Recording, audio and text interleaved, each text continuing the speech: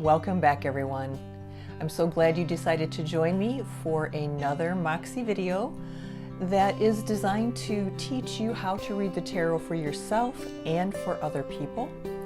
It is designed to give you a tool that will help you empower yourself in making some of the decisions that you need to make in this crazy world of ours. So sit back, relax, enjoy, and learn the tarot for yourself and for others. All right, let's talk about the Magician today.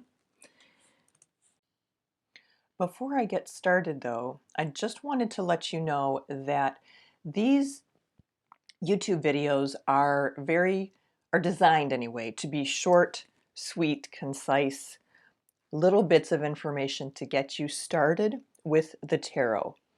If you want more in-depth explanation of all of these different parts of the tarot cards that we're talking about here, check out my podcast, Moxxie Coaching Podcast. And in the podcast, we go through roughly 3 cards a week, but we go through them in more depth. So if you are looking for a deeper dive, that is a place for you to get it. So check it out.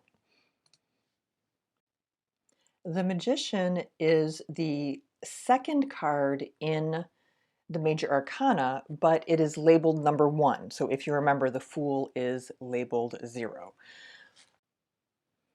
So the keywords that you see in all of the tarot books are designed to help you just hang on to little bits of information that that connect your memory to the card, essentially. The Magician is a card of creative power, of manifestation, of construction, of leadership and powerful personality. This card is showing us someone who has the power to create whatever it is he wants to create here. If you look closely at the card, you'll notice that there are all 4 suits in the card. There is a cup. He is holding a wand. There is a pentacle, and there is also a sword. And the concept here is that this is someone who is extremely well equipped to use the tools at his disposal to create whatever it is he wants to create in the physical plane. If you look above his head, you'll see the infinity sign. And the infinity sign symbolizes the concept of eternal life, for one thing, and this concept of a harmonious flow or interaction between our subconscious and our conscious. So while this guy exists in the material world, he does have some access to the world that is beyond. Now, the real person, the person who has the most access, is going to be the next person. That'll be the High Priestess, and we'll talk about her in the next video.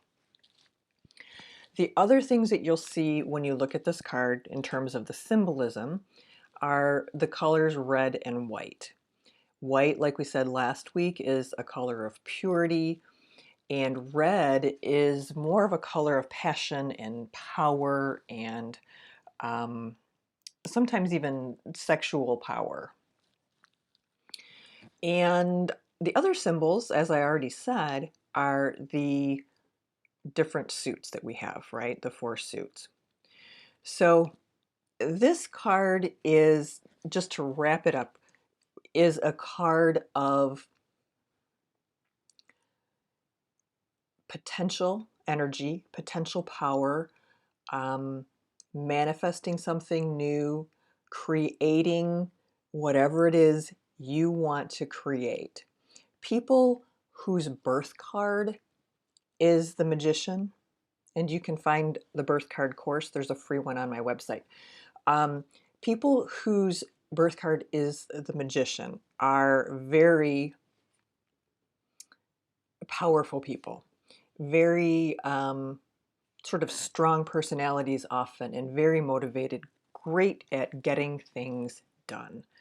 Um, the magician is somebody that you would want on your team if you're just getting a project started and you need someone who is dynamic, you need someone who other people will follow, and you need someone who's able to work a little bit outside the box and be creative. So this is a great, it's a great card to get almost always, honestly. Well, I encourage you to come up with some of your own archetypes because, again, like the keywords, they'll help you sort of internalize the card. I have offered a few up to you here, and the ones that come to mind for me are often, wizards, wise men, sages, shaman, um, people who are not always right in the mix of humanity, people who are sometimes a little bit beyond that, a little bit different, but who have these skills that so many other people don't have. So if the card comes up for you, that's a good thing to think about. It's like, okay, well, what does this mean for me? What are the key words that I remember? What can I remember about the traditional meaning? And hey, what's the archetype? Because if I can remember the archetype, maybe that will help me um, internalize that and articulate it a little bit better. And lastly, let's talk about some questions that you can ask yourself when this card comes up for you in a reading. And I suggest these questions because when I was first starting to read cards, it was really difficult for me to sort of mentally translate keywords into what the heck that meant for me. And I discovered that if I could translate some of these keywords into questions that were related to myself or related to the situation that I'm reading about, that was helpful for me. So again, I'm sharing those with you here. These are just a few questions. Clearly, feel free. I encourage you to add to this list and keep your own list of questions. So the first one that comes to mind for me with the magician is, what are you ready to create? If this card is coming up for you in relationship to something going on in your life, it's telling you that there's some kind of potential energy here. And so you need to be asking your questions related to that. What am I ready to create? What am I ready to begin? Um, how can I use and embody this magician energy? The next question is, what do you want to create? If this card is coming up for you, it's suggesting to you that, like I said earlier, there is some potential here. So what do you want to do with that potential? How do you want to use it to your best advantage? You may also want to ask yourself, what do you need to create? Is there something going on in your life where there's a project that just absolutely has to be done and you've got to figure out a way to do it? Or alternatively, is it more of an internal need where, you just have some sort of project that you feel is something that you have to do as a contribution somehow?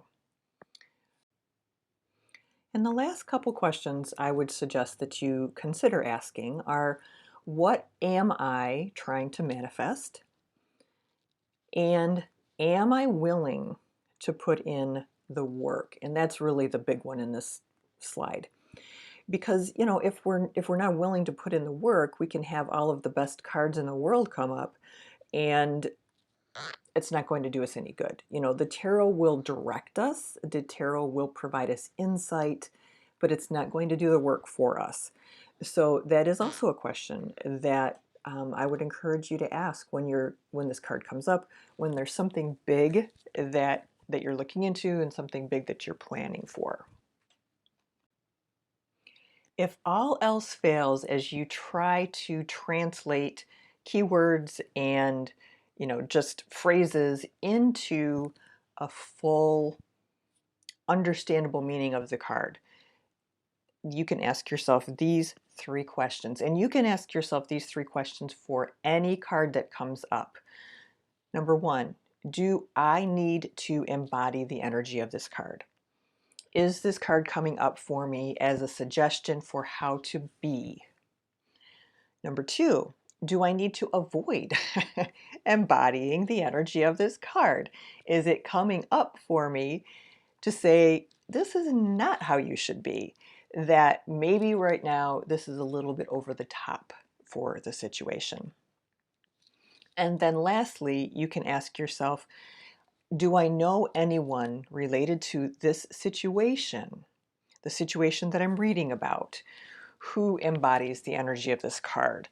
And if you do know someone, then start thinking about whether or not that person makes sense in this role of the magician and how they fit into things.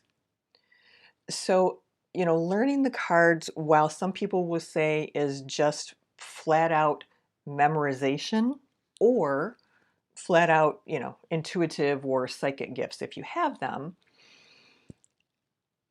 I think that it can be more nuanced than that. And I think that while we are learning the details of the cards, while we're learning all of these nuances, that let's take the time to figure out how to fit all these pieces together, how to tell the story that the cards are trying to tell us.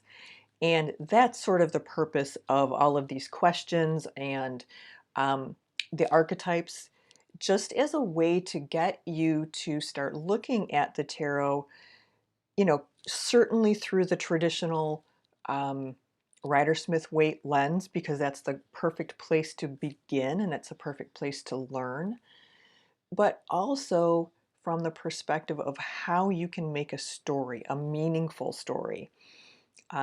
And an accurate story. I'm not saying make it up because it's a story, but how can you tie the cards that are in front of you together in a way that leaves you feeling like you were able to gain some insight from that particular session with the cards. So that's what my goal is for you all with this little mini course that we're doing here. In the next video, we will be exploring the High Priestess, who, as I mentioned earlier, is more of the spiritual or ethereal counterpart to the magician. All right, everyone, that is it for this week. I hope you have a fantastic week. Do me a favor and subscribe and what is that thing? The dingy thing, I can never remember the name. Please hit that thing.